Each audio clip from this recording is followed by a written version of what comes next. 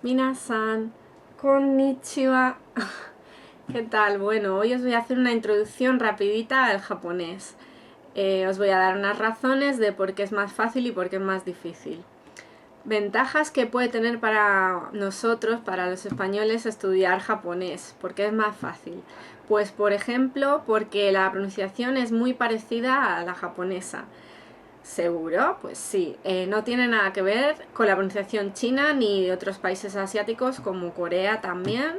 La japonesa es la más parecida a la nuestra, no como por ejemplo para los ingleses que les cuesta muchísimo pronunciar y viceversa, ¿no? Que a los japoneses les cuesta aprender inglés por eso, porque la pronunciación no es muy parecida. Entonces nosotros tenemos la ventaja de poder hablar japonés mucho más naturalmente.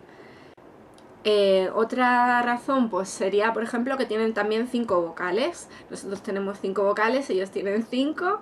Más fácil imposible. Y diréis, ¿y esto de las vocales? Bueno, pues, por ejemplo, a mí que me gustan mucho los idiomas, en francés sé que hay varias maneras de pronunciarse, en chino ya muchísimas.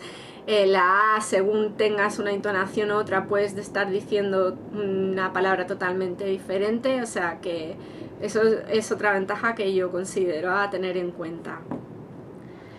Luego, otra cosa muy curiosa es que el japonés no tiene ni género ni número. ¿Y esto qué consecuencias tiene? Pues que, por ejemplo, a la hora de declinar formas verbales, no tenemos que estar pensando en primera, segunda, tercera persona del singular o del plural, porque ese verbo, ese tiempo de verbal en japonés va a ser la misma conjugación para todas las personas al no tener número. ¿Cómo vamos a diferenciar de quién estamos hablando? Pues obviamente pues por el pronombre personal, ¿no? Bueno, luego, sin género. Esto de sin género quiere decir que no tenemos que estar pensando en si es masculino o femenino la palabra. Entonces, por ejemplo, profesor y profesora es la misma palabra, abogado y abogada.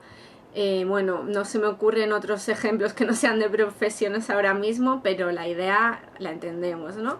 De hecho, decir libro o libros, como no hay número, pues también utilizan la misma palabra. Hay algunas excepciones que poniendo un sufijo pueden significar tan plural, pero bueno, por norma general no hay ni género ni número. Y la última cosa de la que podemos sacar, pienso yo que algo positivo, es el tiempo verbal presente y el futuro. Resulta que en japonés utilizan la misma conjugación, ¿vale? Para presente y futuro. Esto es muy curioso.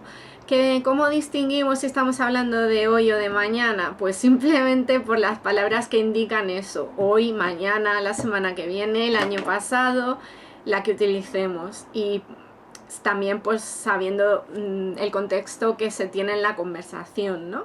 Pero bueno, esto ya os digo que no suele ser ningún problema, no tiene muchas confusiones y en cambio es una ventaja en el sentido de que no hace falta aprendernos otra forma verbal, ¿no? Y entonces vamos a lo que nos preocupa. ¿Por qué es tan complicado aprender este idioma? Pues claro, pues la parte complicada es su escritura y su lectura, que como ya muchos sabréis, no tiene nada que ver con la del español o de las lenguas románicas. ¿Qué pasa con la escritura y la lectura japonesa? Es totalmente diferente a la nuestra. Ellos tienen otra especie de alfabeto que se llaman silabarios, porque son sílabas, son consonantes y vocales, siempre una consonante y una vocal juntas. Menos las vocales que van de por sí solas y una única consonante que es la excepción, que es la N. Todas las demás consonantes siempre tienen que ir acompañadas de una vocal, porque son sonidos silábicos de sílabas. Entonces, además de estos silabarios, ellos tienen kanji. ¿Qué es el kanji? Pues el kanji son ideogramas que se introdujeron en Japón hace 1500 años porque necesitaban consolidar su sistema de escritura y lectura. El japonés en un principio era un idioma, era una isla, estaba alejada de Europa y del resto del mundo, y pues era un idioma oral, solo se hablaba. Entonces, claro, llegó un momento en el que pensaron, oye, pues tenemos que guardar nuestra cultura de alguna manera, ¿no? Y cogieron los kanjis de China, que era lo que tenían más cerca, y los utilizaron para expresar ideas. Entonces, ¿qué pasa con esto? Que cogieron los kanjis, pero al pasarlos a su idioma oral, pues no usaron la misma pronunciación, no se quedaron solo con la pronunciación china, además pues tuvieron que adaptarlos a la suya. Entonces, los kanjis japoneses tienen dos pronunciaciones, tienen la onyomi, que es la original que viene parecida a la china, porque no es exactamente igual, suele tener pues adaptada un poco a la pronunciación japonesa, ¿no? Pero se parece. Y luego tienen la kunyomi, que es la japonesa, que fue la que adaptaron, ¿no? Para su lengua. No os creáis que un ideograma puede tener solo dos pronunciaciones y ya está. Luego además puede tener varias, es decir, hasta 10 pronunciaciones dentro de un mismo ideograma, pero bueno, lo normal es aprenderse 2 o 3, no hace falta aprender tanto para saber este idioma. Luego hay casos muy especiales en que solo ya existe una pronunciación, pero bueno, por lo general pues solemos aprendernos 2 o 3 y no hay más. Actualmente los japoneses utilizan alrededor de unos 2000 kanjis, aunque hay en total unos 10.000. 2000 kanjis se utilizan a diario pues para escribir, trabajar, leer, ver la televisión, etcétera, ¿no? Y para nosotros comunicarnos a un nivel básico sin tener que dar conferencias ni hablar de temas muy complicados en japonés, pues necesitaríamos alrededor de unos 500 kanjis, pues aprender cómo se escriben y cómo se leen, ¿no? Y las palabras que los contienen. ¿Es igual la escritura y lectura china a la japonesa? Pues claro que no. Os voy a poner un ejemplo. Esto es en chino ¿cómo estás? La escritura en China es kanji, kanji, kanji, kanji o kanji, kanji, es decir, solo tienen kanjis para leer y escribir. Entonces, pues sus palabras se forman así, digamos.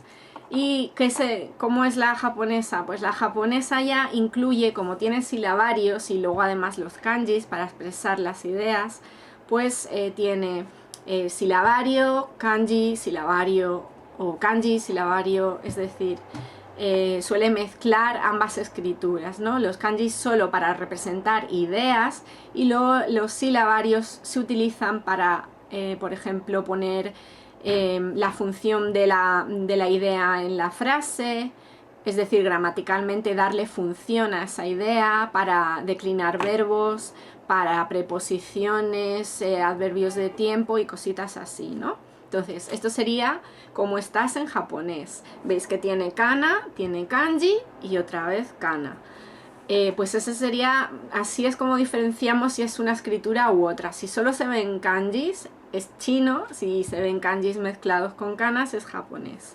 Y aunque esto sea la parte más complicada de aprender el idioma, es una de las que más me fascina, porque es muy curioso que uniendo kanjis podemos formar significados más complicados y nuevos.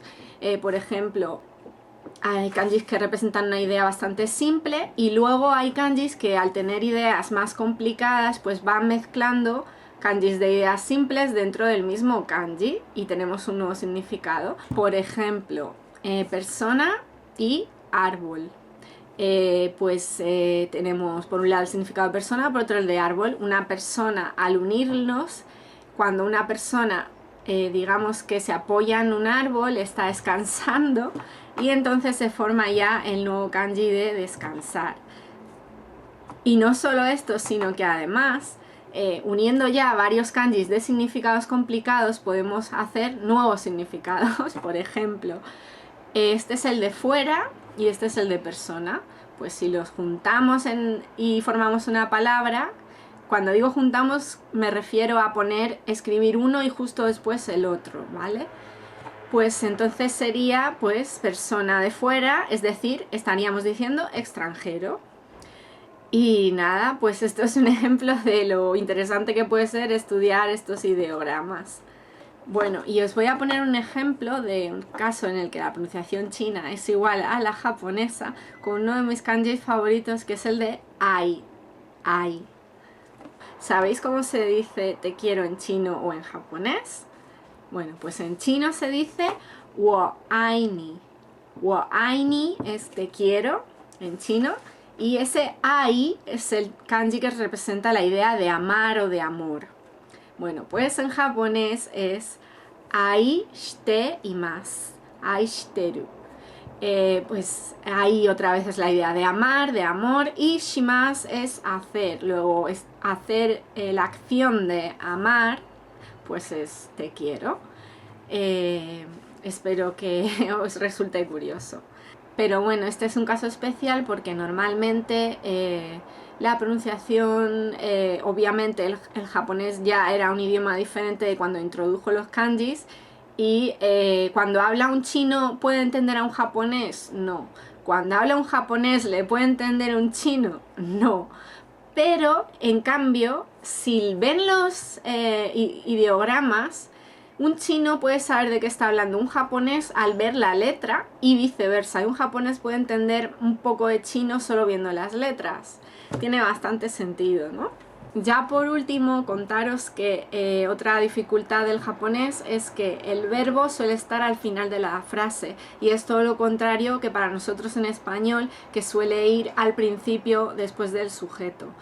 En japonés todas las partes de la frase se pueden colocar de la manera que más te guste, cambiarlas de sitio, menos el verbo.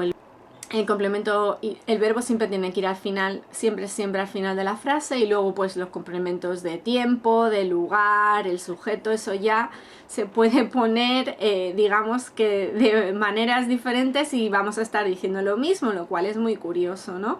Decir la misma idea de maneras diferentes. En cambio, el español no es tan flexible en ese sentido. Y contaros que el japonés tiene otra característica, que es que diferentes significados o diferentes palabras pueden sonar igual en japonés. Esto tiene un nombre lingüísticamente que os lo voy a dejar aquí. Y pues, ¿qué ocurre con esto? Pues que a veces pueden variar en la entonación, y pues así ya tienen significado diferente. Pero cuando no varían ni en eso, pues hay que saber, pues dependiendo del contexto, si estamos hablando de una cosa o de otra. Y bueno, espero que os haya gustado el vídeo. Recordaros que podéis suscribiros, podéis darle a me gusta. Doy clases particulares en casa. Si tenéis cualquier duda o queréis apuntaros a las clases, en la cajita de información os dejo mi email. Bueno, pues, otsukare-sama desu. Mata ne.